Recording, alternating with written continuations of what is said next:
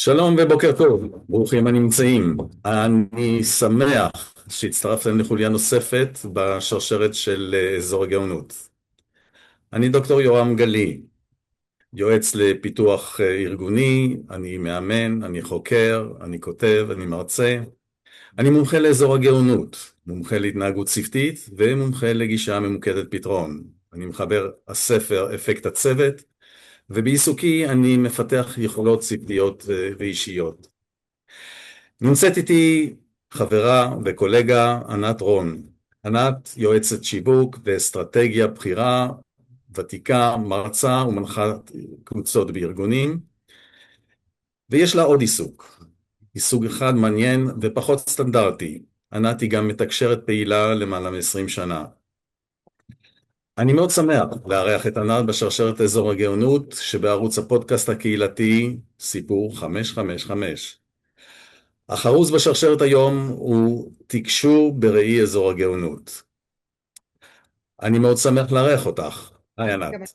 שמחה להיות כאן ולדבר על נושא שבעצם מעניין את שנינו בראי שמעניין ומסקרן את שנינו.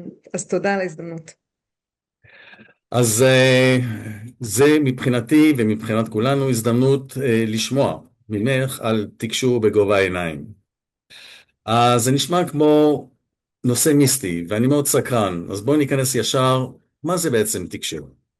אז ברשותך אני אעשה קצת דמיסטיפיקציה. זה אכן נושא מיסטי, אבל זה גם נושא יומיומי. כולנו, בין אם אנחנו סקפטיים, רציונליים, הכי רחוקים מרוחניות ומיסטיקה, כולנו ניחנו ביכולת הזאת. ובעצם תקשור זה בעצם איזושהי יכולת על טבעי, ואני הייתי רוצה לאמץ מבט טבעי על תופעה על טבעית, על יכולת שלנו להתחבר למסרים מגבוה, לריפוי, להדרכה, להכוונה, להשראה, לדברים שיכולים להגיע אלינו, לשפר את הקיום שלנו פה בחיים, אם זה בפתרון דילמות, אם זה בקבלת השראה וביצירה, אם זה בריפוי, אם זה בהתמודדות עם טראומה.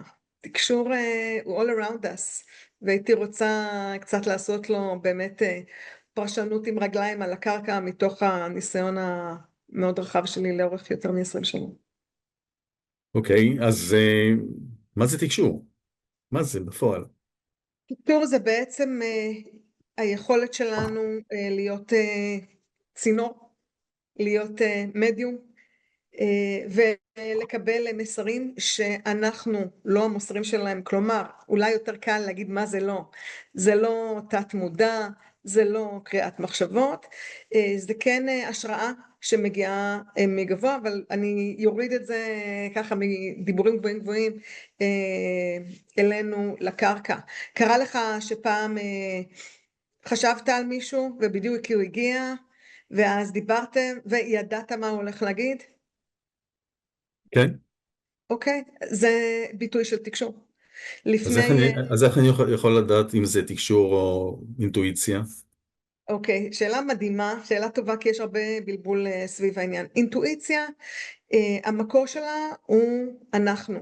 כלומר, אם אתה מתעסק בהכוונת צוותים, בעבודה צוותית, ואימנת לאורך 40 שנות קריירה המפוארת שלך מאות צוותים, כשאתה עומד בפני צוות חדש, סביר להניח שמאוד מהר תדע מי הטראבל מייקר, מי המנהיג, מי המנהיג החיובי היותר אולי סמוי, מי אומר דבר אחד ובעצם מתכוון לדבר אחר. למה? כי היית בכל כך הרבה סיטואציות כאלה שמאוד מהר בשברירי שנייה אתה כבר יודע להרגיש את החדר, אתה יודע לחוש את הדברים. זה בעצם ניסיון מקומפל לשברירי שנייה. זאת אינטואיציה. תקשור זה לא קשור לניסיון. תקשור זה היכולת שלנו להסיט שנייה את האגו, את המחשבות, גם את הניסיון שלנו, ולקבל אלינו דברים. ותקשור זה גם להסכים להבין שאנחנו מאוד קטנים בסיפור הזה. יש דברים גדולים מאיתנו, ואם נחיה בקו-אקזיסטנס נוכל להרוויח מתודעה יותר גבוהה, מתודעת העל. זה יכול להיות חלומות נבואים, זה יכול להיות תחושה בבטן שמשהו קורה. אינטואיציה היא לרוב אה, פרי ניסיון שלנו, אבל יש בלבול. זה אומר שכל אחד מאיתנו יכול להיות מתקשר? זה אומר שכל אחד מאיתנו נולד עם היכולות האלה, ילדים בוודאות מתקשרים, אבל מתישהו בתהליך החיוורות, כשההורים אומרים לנו, זה דמיון מפותח, לי זה קרה, עוד מעט אני אספר, אנחנו מתובנתים להיות קצת יותר שכלתניים.